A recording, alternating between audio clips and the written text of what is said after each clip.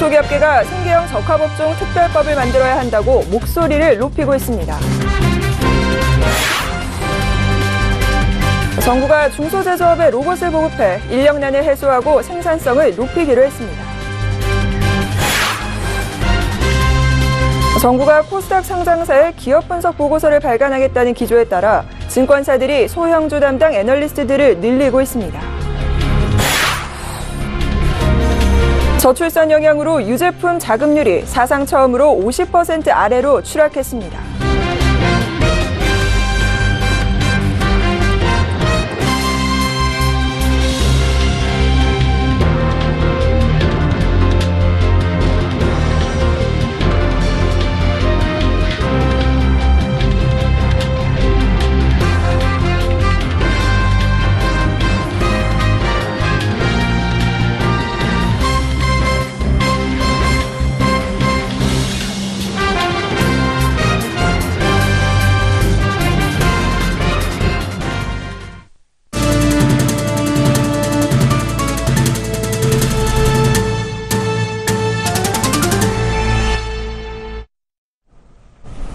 시청자 여러분 안녕하십니까? 센 경제연장 김혜영입니다.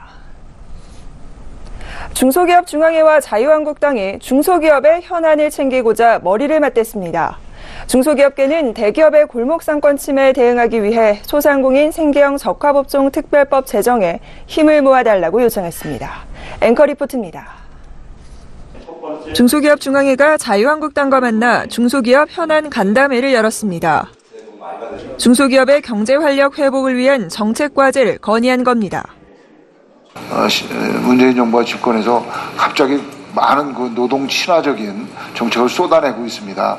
그 노동시간 단축 문제, 또 정규직, 비정규직, 정규직화 문제, 그리고 최저임금의 급격한 인상, 각종 부작용이 나타나고 있어서 그걸 지금 치유한다고 여러 가지 노력을 하고 있습니다. 근데 저희 당에서는 이게 문제가 있으니까 시행하기 전에 문제점 치유 대책을 마련을 하자고 그렇게 주장해도 밀어붙여가지고 지금 이런 부작용이 있는데요. 저희들 그 많은 부작용 나는 거에 대해서 빠른 시일 내에 여야당 간이 협의해서 대책을 마련하도록 하겠습니다. 우선 생계형 적합업종 특별법의 조속한 통과를 요구했습니다. 생계형 적합업종을 법제화하고 대기업의 기술 탈출 등 불공정 행위도 근절되어야 합니다. 중소기업이 마음껏 일할 수 있는 환경이 조성되어야 한국 경제도 도약할 수 있습니다. 생계형 적합업종이란 특정 상품 서비스에 대해서 대기업의 사업 진출을 제한하는 것을 법제화하자는 것입니다. 중소기업에 비해 대기업은 많은 돈과 자원 등이 있다 보니 이를 활용해 진출 범위를 늘리게 되고 결국 중소기업은 설 자리를 잃게 되는 상황을 막자는 겁니다. 기존의 동반성장위원회 중재하에 지정되면 대기업은 3년간 확장 등을 자제하게 되는 중소기업 적합업종 제도가 있었지만 이는 권고사항으로 강제성이 없어 실효성이 떨어진다는 지적에 따라 법제화의 필요성이 꾸준히 요구되었습니다. 또한 중소기업계는 스마트 공장 확산, 중소기업 협동조합법 개정 등 정책 과제도 건의했습니다. 서울경제TV 김혜영입니다. 정부가 구인구직 미스매치가 심각한 중소제조업체를 중심으로 로봇을 보급해 인력난을 해소하고 생산성도 높인다는 보관을 내놨습니다. 우선 올해 50대를 시범 보급하는 등 2020년까지 전국 스마트 공장 2만 곳에 로봇을 보급할 계획입니다. 보도에 정찬신 기자입니다. 정부가 오늘 지능형 로봇 산업 발전 전략을 내놨습니다. 산업통상자원부는 국내 제조로봇 시장에서 자동차와 전기전자 등 대형 장치 산업의 비중이 93%에 달할 정도로 중소기업 로봇 활용이 저조하다고 진단했습니다. 업계에 따르면 중소제조업체의 경우 공장 노후화와 저임금 등으로 젊은 층이 취업을 기피하고 있고 생산 현장에선 일꾼을 구하지 못하는 구인구직 미스매치가 심각한 상황입니다. 이 같은 문제를 로봇이 일부 해소할 수 있을 것으로 관측됩니다. 반월시화공단이나 이런 쪽에 영세한 제조업체들이 많지 않습니까? 그런 제조업체들의 생산성을 비약적으로 향상시킬 수 있는 중요한 기술이라고 볼 수 있겠습니다. 좀 더 좋은 환경에서 작업을 할 수 있는 공간도 만들어줄 수 있으리라고 생각하고요. 정부는 오는 2022년까지 중소 제조업을 중심으로 협동 로봇을 개발해 단계적으로 보급을 늘려가기로 했습니다. 협동 로봇은 인간 노동을 대체하는 로봇이 아닌 인간의 활동을 보조하고 협업하는 로봇을 말합니다. 일자리를 빼앗기보단 부족한 인력을 대체할 수 있다는 뜻입니다. 정부는 우선 올해 50대를 시범 보급하고 2022년 스마트 공장 2만 곳에 협동 로봇을 보급할 계획입니다. 김동연 부총리 겸 기획재정부 장관은 지난달 15일 혁신성장을 위한 기업 간담회에서 2022년까지 스마트 공장 2만 개 보급 계획을 밝힌 바 있습니다. 제조 로봇뿐만 아니라 서비스 로봇 상용화도 추진됩니다. 노령 인구 증가로 헬스케어, 안전 등 삶의 질을 높이는 서비스 로봇 수요가 증가할 것으로 전망되기 때문입니다. 이를 위해 2022년까지 성장 잠재력이 큰 스마트홈, 의료재활, 재난안전, 물류이송, 농업 등 5대 유망 분야에서 서비스 로봇을 개발해 상용화를 추진합니다. 여기에 상반기 중 로봇 산업 발전을 저해하는 규제도 발굴해 개선한다는 방침입니다. 서울경제TV 정창신입니다. 금융위원회는 지난달 발표한 코스닥 활성화 방안을 통해 1,200개 코스닥 상장사의 기업 분석 보고서를 발간하겠다고 밝혔는데요. 증권사에서도 이러한 당국의 기조에 따라 소형주 담당 애널리스트들을 늘리고 있습니다. 김성훈 기자가 보도합니다. IBK투자증권은 상반기 안에 리서치센터의 소형주, 이른바 스몰캡 연구 인력을 최대 2배로 늘리기로 했습니다. IBK투자증권은 중소기업 특화증권사로서 정부의 코스닥 활성화 정책에 따라 스몰캡 연구원을 최대 4명으로 보강, 코스닥 기업 리포트를 더 많이 내놓을 계획이라고 밝혔습니다. 한국투자증권도 지난해 4명이던 스몰캡 연구 인력을 7명으로 늘렸고, KB증권도 올해 들어 리서치센터 스몰캡 연구원을 3명에서 6명으로 늘렸습니다. 한화투자증권도 기존의 보조연구원을 스몰캡 연구원으로 올리는 방식으로 코스닥 종목 분석을 확대할 방침입니다. 증권사들이 이처럼 코스닥 소형주 인력 확대에 나서는 것은 지난달 금융위원회가 발표한 코스닥 활성화 방안 때문입니다. 금융위원회는 코스닥 활성화 방안을 통해 기술보증기금, 나이스 신용평가 등 기술 신용평가기관과 중기특화증권사가 1,200개 코스닥 상장사의 기업 분석 보고서를 발간하도록 하겠다고 발표했습니다. 또 리포트 발간에 드는 비용까지 한국거래소와 예탁결제원에서 지원하겠다고 밝히며 적극적인 추진 의사를 드러냈습니다. 과거에도 증권사와 분석 보고서를 원하는 상장사를 연결하는 KRX 리서치 프로젝트가 있었지만 성과는 미미했습니다. 지난해 기준 코스닥 상장사 리포트는 4,425건으로 코스피 상장사 리포트 수의 35%가 채 되지 않습니다. 증권업계에서는 리포트 발간 비용이 일부 지원된다 해도 인력 확충 비용은 여전히 만만치 않을 것이라며 우려를 나타내고 있습니다. 증권사가 나선다 해도 소형 상장사가 적극적으로 기업 공개에 나서지 않으면 리포트 발간이 어려울 것이라는 지적도 나옵니다. 서울경제TV 김성훈입니다. 저출산의 영향으로 흰우유 판매가 크게 줄었습니다. 반면에 식습관의 변화에 따라 버터나 치즈, 요거트 등의 유제품 수요는 크게 늘었는데요. 이에 따라 지난해 국내에서 수입된 유제품의 생산량이 국내 유제품 생산량을 사상 처음으로 앞질렀습니다. 이보경 기자가 보도합니다. 우유와 버터 등 유제품 자급률이 지난해 사상 처음으로 50% 아래로 떨어졌습니다. 유제품 자급률은 국내 전체 유제품 소비량 가운데 국산 제품의 비중을 의미합니다. 즉 작년 국내에서 수입 유제품의 소비량이 국내 유제품 판매량을 앞지른 것입니다. 유제품 자급률은 1992년 93.5%로 정점을 찍은 뒤 저출산 심화에 따른 우유 생산량 감소 영향으로 줄곧 내리막을 걸었습니다. 이에 따라 2012년 59.9%까지 내려가더니 지난해 48.9%까지 떨어지면서 50% 밑으로 추락한 것입니다. 업계 관계자들은 저출산과 식생활의 변화를 유제품 자급률 하락의 원인으로 분석하고 있습니다. 지속적인 출산율 감소가 우유 소비 감소로 이어져 국내 원유 생산량이 하락했고, 호주, 뉴질랜드 등 남동 선진국들과의 FTA 체결로 인해 분유, 버터 등 가공품 수입량 증가가 원유 자급률 감소의 원인이라고 합니다. 실제로 자급률은 줄었지만 우리나라의 원유 소비량은 2012년 67.2kg에서 2016년 76.4kg으로 꾸준히 증가했습니다. 원유 소비량은 늘었지만 국내산 원유로 만드는 우유가 아니라 수입산 탈지 분유로 만든 치즈나 버터 등을 선호하는 사람들이 늘다 보니 국내산 원유의 소비는 줄은 것입니다. 이렇게 줄어드는 국내산 원유 소비량을 높이기 위해 유업체들은 사업 다각화에 나서고 있습니다.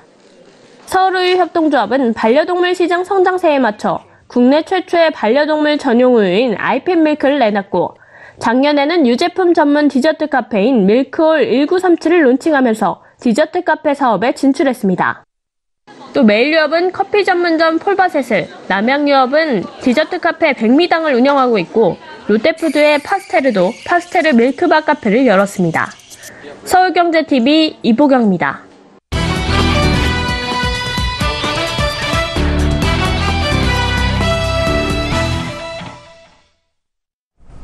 네, 금융당국이 은행권에 이어 다음 달부터 보험증권 등 제2금융권에 대해서도 채용비리 검사에 나서기로 했습니다.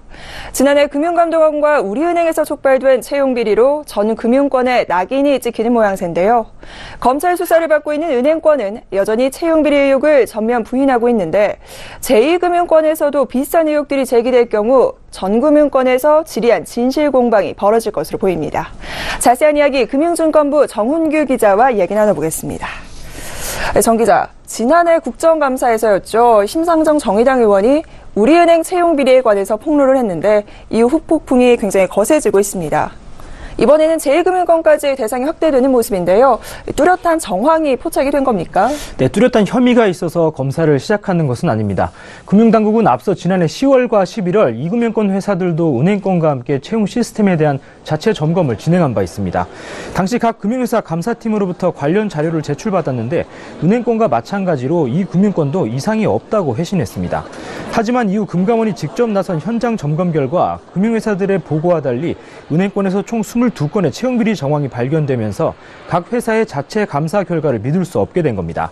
특히 정부는 채용비리 사건을 심각하게 받아들이고 발본색원의 의지를 보이고 있는데요. 이낙연 국무총리가 최근 국무회의에서 채용비리가 은행권에만 있다고 볼 수 있는지 의문이라고 말한 것이 검사 대상을 확대하는 계기가 됐습니다. 심각한 청년 실업 속에 은행권의 금수저 채용이 국민들의 공분을 사고 있고 공정성을 중시하는 사회 분위기를 반영해 채용 비리를 들여다보는 시야를 더 넓힌 겁니다. 네, 검찰이 수사 중인 은행권의 경우에는 금융당국에서는 벌써 검사 결과에 자신을 하면서 CEO 해임론까지 거론이 되고 있는데요. 제2금융권의 경우에는 이 혐의를 인증하기까지가 쉽지 않을 것이다, 어려울 것이다라는 우려가 나오고 있습니다. 이유가 뭡니까? 네, 은행권에서 채용비리 혐의를 부인하고 있는 주된 논리는 민간 회사로서 할 수 있는 자율적인 경영 판단이었다는 것인데요. 하지만 국내 은행은 대주주가 없는 데다 위기 때 공적 자금을 수혈받는 등 준공공기관 성격이 강한 탓에 공감이나 설득력을 얻지 못하고 있습니다. 예를 들어 은행권 채용비리와 관련해 논란의 중심에 서 있는 김정태 하나금융회장이나 윤정규 KB금융회장 등은 오너가 아니라 주주의 대리인인데요. 이들이 마음대로 채용에 개입하고 부정한 방법으로 채용했다면 업무 방해죄나 주주에 대한 배임죄 적용이 고려될 수 있습니다. 반면 은행과 달리 2금융권 회사 대부분은 오너 경영체제이기 때문에 채용 과정의 불법 행위를 증명하기 어려운 측면이 있습니다. 경영진이 곧 대주주이기 때문에 채용 과정에서 특정인에게 특혜를 줬다 하더라도 회사의 이익을 위한 행위라고 주장하면 은행처럼 업무 방해죄나 배임죄를 적용하기도 심지어 다퉈보기도 애매해지는 겁니다. 네, 어려움이 예상되기는 하지만 사실 정부에서는 채용비리 이대로 둘 수는 없다, 이런 기조를 보이고 있는 것 같은데요. 여기서 한 가지 의문점이 또 드는 부분은 강원랜드도 이 채용비리 사례 논란이 됐었는데 이처럼 금융권이 아닌 곳에서도 채용비리가 터지고 있는데 왜 하필 유독 금융권에서만 의심이 집중되는 건가요? 네, 말씀하신 것처럼 채용비리 사건이 현재 금융권에서만 터지고 있는 일도 아닌데요. 유독 금융회사들만 잠재적인 범죄자인 양 낙인이 찍히고 있어서 불만이 적지 않습니다. 정부가 공공기관의 채용비리에 칼을 뽑아들었다가 은행권을 계기로 민간까지 범위를 확대하다 보니 점차 어디까지 개입해야 하는지 애매한 상황이 벌어지고 있는데요. 예를 들어 추가로 조사를 받게 된 보험사나 증권사는 대기업 계열인 회사들도 많습니다. 이렇게 의심을 확대할 경우 금융회사들은 문제가 있고 같은 그룹 내 비금융회사들은 문제가 없다고 누가 단정 지을 수 있냐는 겁니다. 사실 비금융회사들은 앞으로도 정부가 채용 문제를 두고 개입할 가능성이 지극히 낮고 그렇게 하기도 어려운데요. 이 때문에 금융은 대표적인 규제 산업이다 보니 또다시 손쉽게 본보기로 활용되고 있다는 볼멘 소리도 나옵니다. 특히 올해는 금융그룹 통합감독이나 민영실손보험료 인하 등 당국과 업계가 대입할 수밖에 없는 사안들이 예정돼 있는데요. 한 금융사 관계자는 당국이 채용 비리를 엮으면 누구나 걸릴 수 있는 상황 아니냐며 여러 가지 부담스러운 일을 앞두고 잡음을 내기보다 일단 따를 수밖에 없다고 분위기를 전했습니다. 네, 지금까지 금융권의 채용 비리에 관해 금융증권부 정훈규 기자와 자세한 이야기 나눠봤습니다. 오늘 말씀 잘 들었습니다. 네, 감사합니다.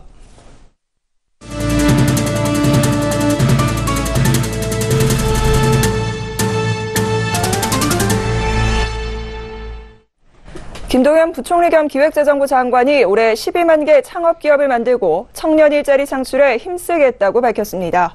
김 부총리는 오늘 열린 경제장관 회의에서 최대 12만 개까지 신생기업을 만드는 것이 목표라고 말했습니다. 그는 한국이 창업을 통해 청년 일자리 문제를 해결할 수 있을 것으로 기대했습니다.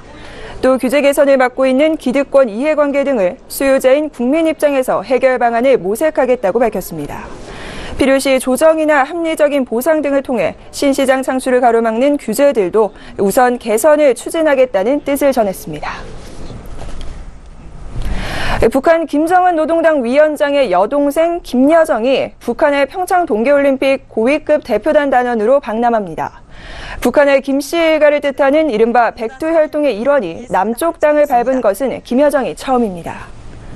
또 국가체육지도위원장인 최 부위원장과 리성권 조국통일평화위원회 위원장도 포함됐습니다. 통일부는 오늘 오후 북한이 이 같은 고위급 대표단 명단을 우리 측에 통보했다고 밝혔습니다. 정부가 일감 몰아주기 규제 대상이 되는 상장사 지분 요건을 낮추기로 방침을 정한 가운데 이를 적용할 경우 주요 그룹 28개 계열사가 규제 대상에 추가되는 것으로 분석됐습니다. 공정거래위원회는 지난달 총수일가 사익 편취 규제 대상이 되는 상장기업 지분 요건을 현행 30%에서 20%로 하향 조정하겠다고 밝혔습니다.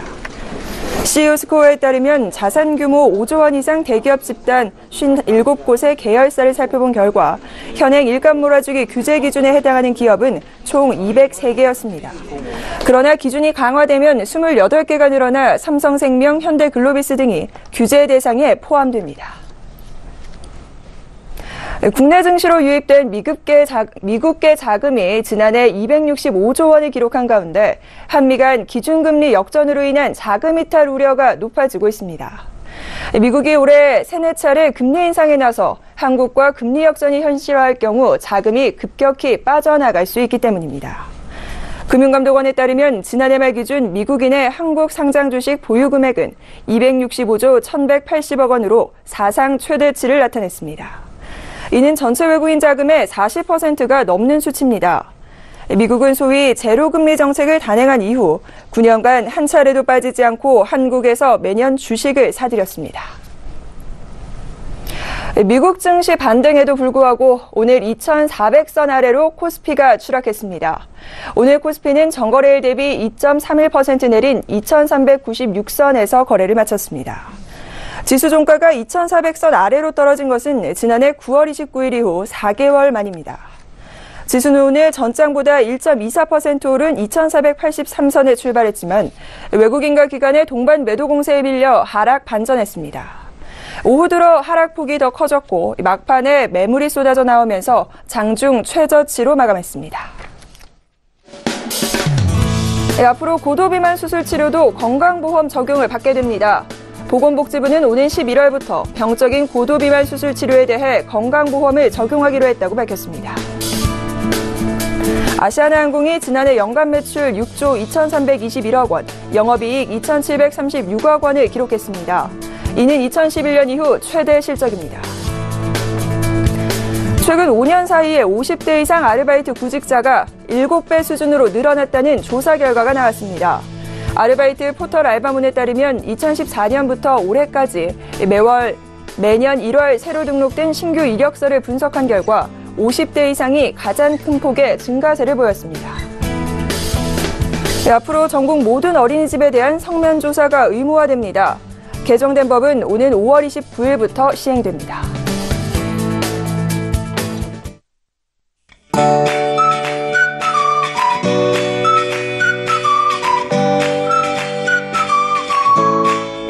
안녕하세요. K웨더 라이프스타일 예보 최씨입니다. 한파가 계속되고 있습니다. 현재까지도 대부분 지방에 한파특보가 남아있는데요. 다행히 내일은 한파의 기세가 조금은 누그러들겠습니다. 아침 기온 서울이 영하 9도, 부산 영하 3도 등으로 오늘보다 높겠고요. 낮 기온도 영상권에 진입하겠습니다. 다만 들쑥날쑥한 기온 변화에 유의하시기 바랍니다.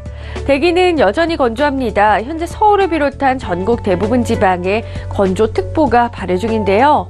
하늘도 고기압 가장자리에서 대부분 지방이 대체로 구름만 지날 것으로 보여 대기의 건조함은 더해만 가겠습니다. 다음은 자세한 지역별 내일 날씨를 나절예보를 통해서 살펴보겠습니다. 중부지방 구름만 많은 가운데 한파의 기세도 조금은 누그러들겠습니다. 아침 기온 서울 영하 9도, 인천 영하 8도, 대전 영하 11도로 오늘보다 높겠습니다. 동해안 지방 대체로 구름만 많을 것으로 보여 대기의 건조함은 더해가겠습니다. 울릉도 독도로도 눈비 소식 없습니다.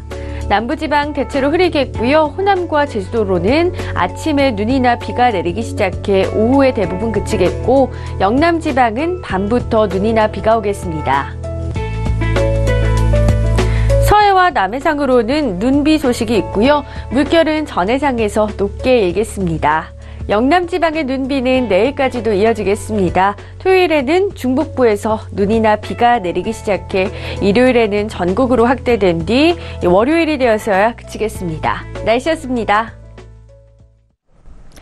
네, 생경제 현장 준비한 소식 여기까지입니다. 시청해주신 여러분 고맙습니다.